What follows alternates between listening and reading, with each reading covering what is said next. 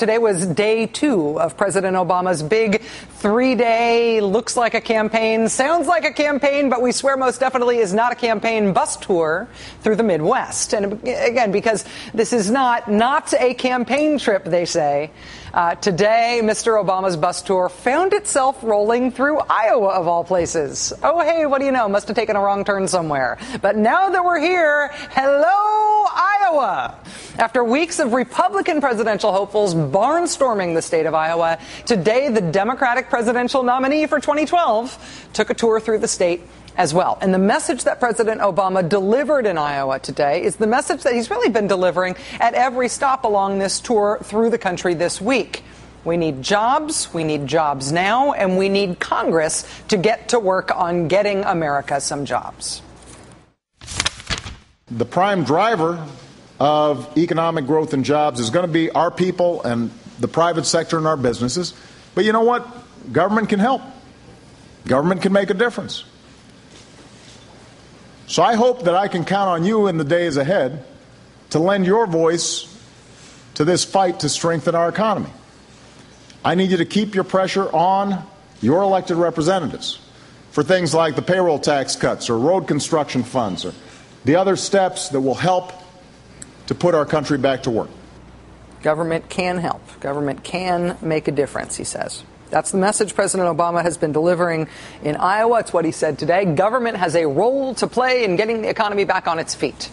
If that sort of thing sounds like a foreign language to you, if it sounds like the stuff of pipe dreams, that is probably because Republicans in Washington have spent the better part of the last 8 months somewhat monopolizing the discourse by convincing everybody that no matter what sort of dire straits the country is in, no matter what sort of economic disaster we are mired in, there can really be no fiscal policy to improve the economy whatsoever. There can be no action taken by the government to improve the economy. And if the Democrats or the president want to try it, Republicans in Congress say they will block it.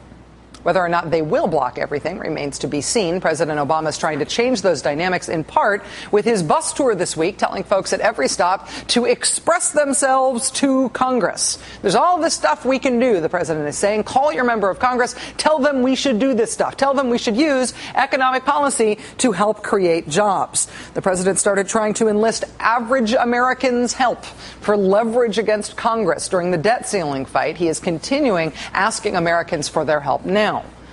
But if Republicans keep convincing the Beltway that nothing is possible, and if that is true, if Republicans are in fact going to be able to block everything that President Obama and the Democrats want to do to overtly help the economy, if the shocks we've been through over the last few weeks, from getting our credit downgraded, S&P says, because Republicans said national default was no big deal to them, we got downgraded. From the downgrade to the stock market's terrifying wild ride of the last few weeks, if those shocks are not enough to shock us into a new political reality, and Republicans really are going to stop any new fiscal action to help the economy, then there's really only one other tool that is available to the government, and it is called monetary policy. It's the Federal Reserve. It's how much money there is in the economy at any one time. It's the interest rates that are charged to banks. It's all of that fun stuff. The president alone can't do anything on fiscal policy, really. Fiscal policy is only controlled through Congress. That's the whole purse strings thing, right? And Republicans, so far at least, have decided to stop any fiscal policy from going through Congress. So the only other thing available is the Federal Reserve. It's an independent agency. It is run, in fact, by a Republican who was appointed by George W. Bush. It's this baldy, beardy man named Ben Bernanke.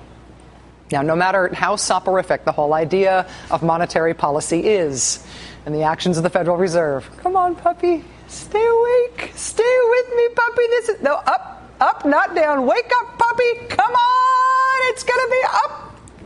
Wake. Come on. No matter how adorably sleep-inducing Fed monetary policy is, come on. There you go. Yes. Wall Street and the private sector actually find baldy-beardy Ben Bernanke to be rather riveting. The U.S. economy needs a shot in the arm right now, right? It needs a little bit of help. And if Republicans are going to stop that from coming from the president or Congress, then, I mean, not to be gross, but even the suggestion of the possibility of a little stimulation from this fellow at the Fed is the sort of thing that can send Wall Street into ecstasy. You may recall last month when Ben Bernanke testified before Congress and mentioned the mere possibility of the Fed launching a new round of stimulus. The instant reaction to that comment was that stocks shot up almost immediately. The market loved the idea of the Fed doing something to help the sputtering economy. You may recall last week when the Fed announced it was going to keep interest rates exceptionally low for the next 2 years. The market shot up more than 400 points that day after losing 600 points the day before. The extent to which congressional Republicans are able to stop there from being any jobs policy in Congress to help the economy is the extent to which we are all sort of dependent on hopefully maybe the Fed doing something to try to help. It's essentially the only other option that the country has. If you don't want the economy to be helped, if you sort of like the idea of the economy being absolutely in the tank when a Democratic president is trying to run for re-election, you better hope that not only do congressional Republicans keep blocking any policy from getting through Capitol Hill, but you also better hope that the Fed feels too afraid to act as well. And it is in that context in which the latest entrant into the Republican presidential race, Texas Governor Rick Perry, today threatened to lynch Baldy Beardy Ben Bernanke, the chairman of the Federal Reserve.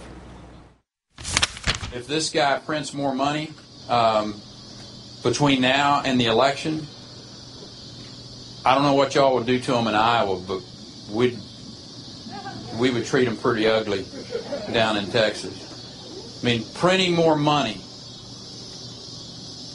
to play politics at this particular time in American history is almost treacherous or treasonous, in my opinion. Lynch the chairman of the Federal Reserve if he tries to help the economy. Stay out of Texas, Ben Bernanke. People being outraged about this is likely to be exactly what Rick Perry wants. This was an applause line for him. And not only is he not apologizing for it, he is proud of this. Governor Perry telling reporters today, quote, "I'm just passionate about the issue, and we stand by what we said."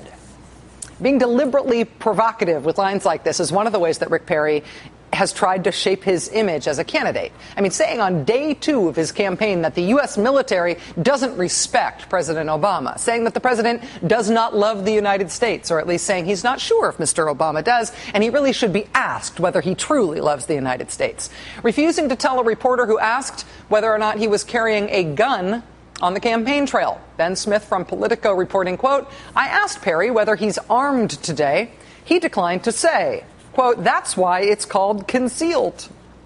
This is what gets shorthanded as Rick Perry's style, his bravado, his swagger. This is actually what he is marketing as a candidate. As Salon's Alex Perrine put it today, this is a feature of the Rick Perry candidacy. This is a feature, not a bug. Governor Perry wants to be seen as the guy who says outrageous confrontational stuff, the guy who threatens bodily harm to the chairman of the Federal Reserve instead of saying a bunch of really boring stuff about what his own monetary policy would be as president. That's boring. This is his brand. This is the kind of thing that Rick Perry wants to be known for, saying the blunt, impolitic thing, letting people know how tough he is. And as such, this is one of those moments that is sort of a test for the political system and for the political media. Are you going to help this guy do what he wants you to do? If you want to talk about extremism and Rick Perry, you sort of have 2 options just from, say, today's news. You could talk about Rick Perry's intemperately over-tough language implying perhaps not metaphorical violence toward an economic policy official. That is, in fact, a form of stylistic extremism, which he would be delighted for you to cover. Pleased, he'd be very pleased if you were outraged about it, so try to be outraged.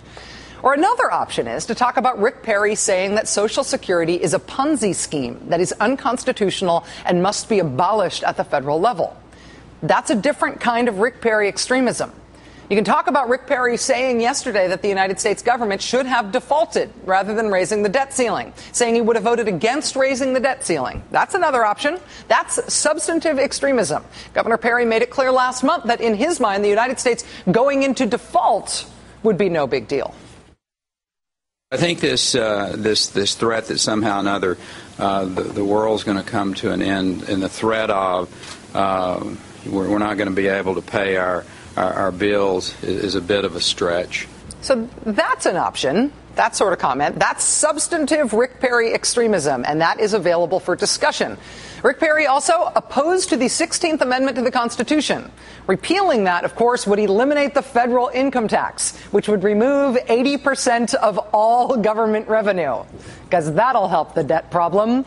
That is, strictly speaking, in terms of its relationship to mainstream economic thinking, that kind of idea, get rid of the source of 80% of all federal revenue, getting rid of the income tax altogether, that, technically speaking, is extreme when compared to mainstream economic thought.